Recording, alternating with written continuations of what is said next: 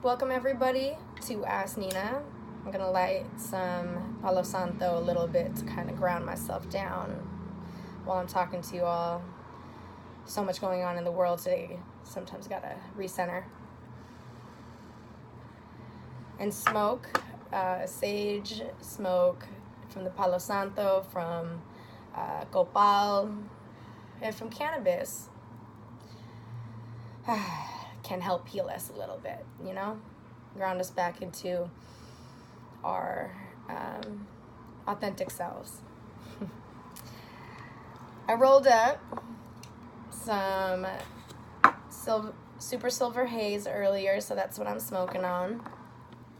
I really enjoy it. It's a light daytime sativa for myself personally. Everybody has different cannabinoid systems or endocannabinoid systems, so you really got to find the strain that works for you particularly. Let me see. Oh, that's nice. It has I have to say a very earthy flavor, which I appreciate. Okay. Question number one. Question number one is, why is cannabis policy important?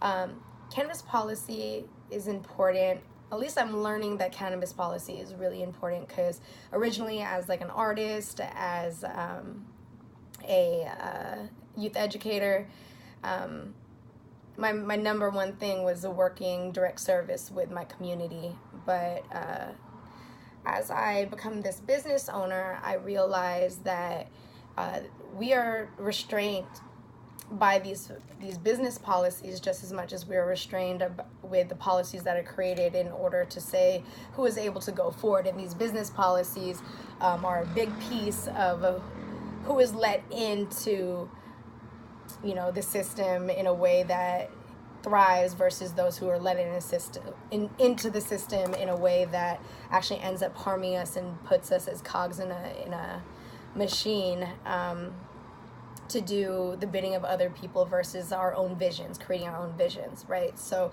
being involved in cannabis policy is really important because we have to create a new vision, right? The original vision was demonize communities of color, call them drug dealers as opposed to healers or herbal specialists, and call them drains on our society and put them in jail and make it so when they get out they don't have the opportunity to live a healthy existence, right? So policy is important because we have to create a new vision. Essentially, policies are visions of how our civilization can thrive, right? So we have to make sure that we're written into it, like our communities of color. I come from Filipino mother, and I have a Jewish father, so I understand that there's a certain level of privilege that I do experience versus other people, so I want to be fully cognizant of that.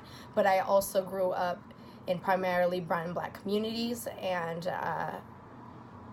I've been trained to be able to use my voice in order to make sure that our communities are safe and that they can thrive, right? And we can create. So cannabis policy is important because it allows us to get safe and healthy products out into our communities.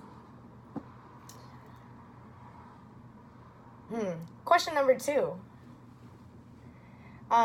People are asking, how can they get involved, right? So how can you get involved in creating cannabis policy for your own communities? And I understand other places in the United States, we have different barriers, right?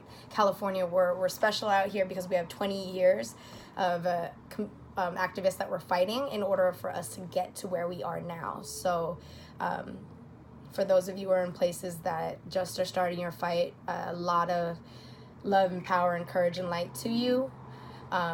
Study those who come before you. So here in San Francisco and in California, people started creating collectives together.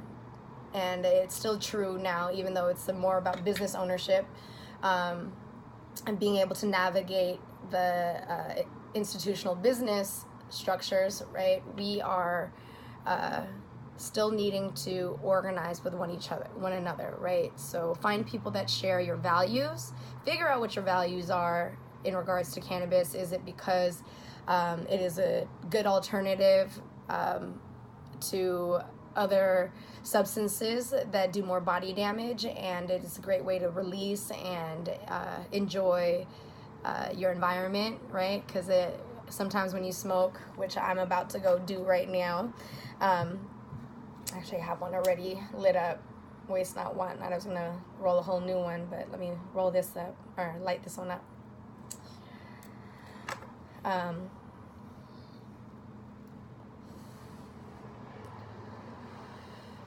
We still need to collectively build with each other. Our virtues for building with this plant may be different, but find the ones that are like yours, right? And build with them and educate yourself as much as you can about how it is grown, how it is used, how to best educate your community about it too, because sometimes, right, we have communities that are completely in the dark, right, who still think that it's the devil's weed and that you need to it's like damn near like heroin or cocaine, right? And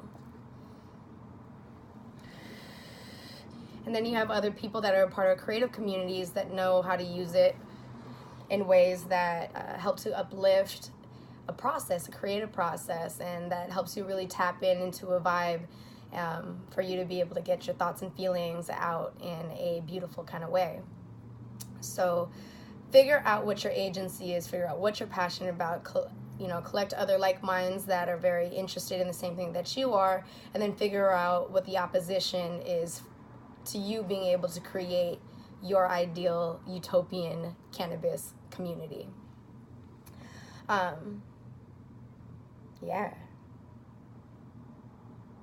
There are so many questions here that I can kind of go into, but I'm trying to keep it simple since this is the intro. We talked about why is it cannabis policy is important, and we talked about the very first step to advocacy and activism, right?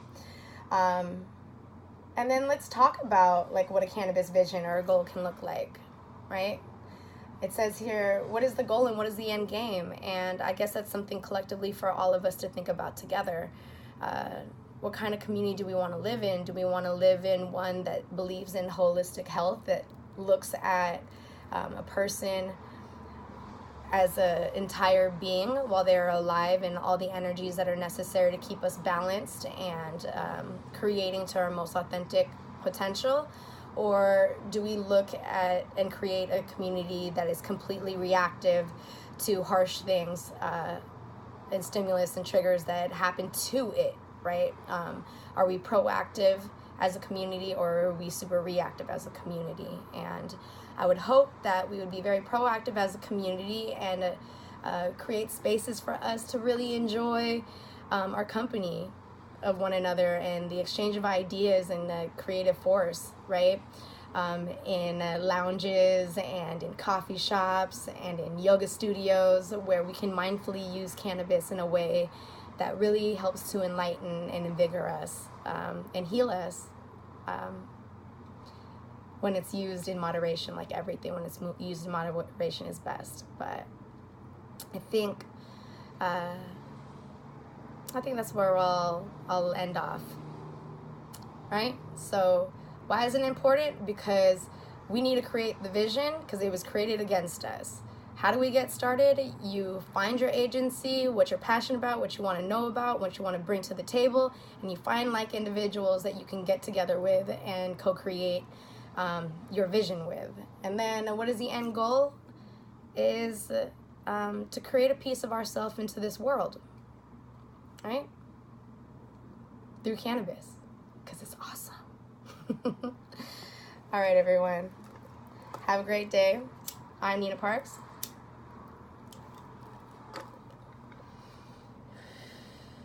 This has been Ask Nina.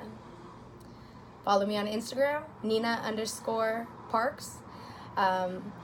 Also, my business with my brother, Mirage Medicinal, and of course, Supernova Women with my powerhouse team. That's at Supernova Women on Instagram. All right? Take care, y'all. Bye.